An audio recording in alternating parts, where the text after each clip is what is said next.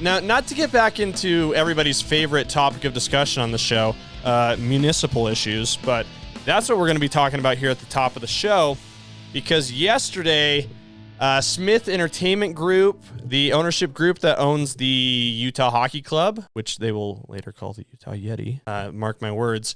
They also own the Utah Jazz and the Real Salt Lake and the Utah Royals, all those guys.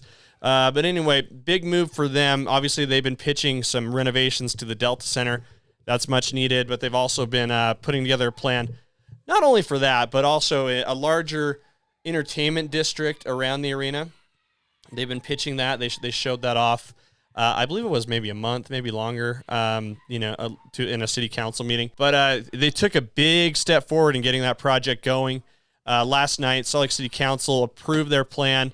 They're going to send a 136-page document to the State Committee for approval. Expected to be no issues after that.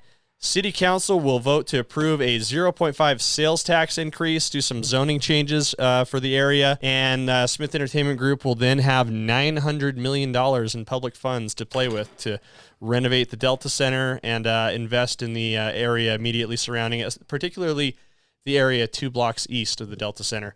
And I know you're thinking, holy mother of pearl, what, $900 million so that Ryan Smith can have a cool new arena? I understand why you'd say that, but I'm going to refute that here in a second. But I think it's also important to note that Smith Entertainment Group is going to put up $3 billion of their own money to this project. It's going to be taking place in phases.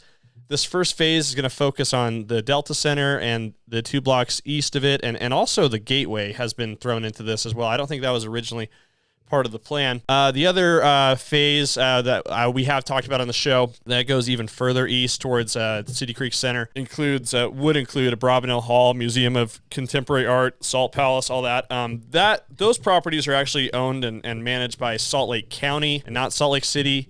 So they need to come to a separate agreement with Salt Lake County for that, and that might not happen until next year. But anyway, they're going to get off and rolling. Obviously, the big thing, I think, in this that affects the Utah Hockey Club most directly will be the Delta Center renovations.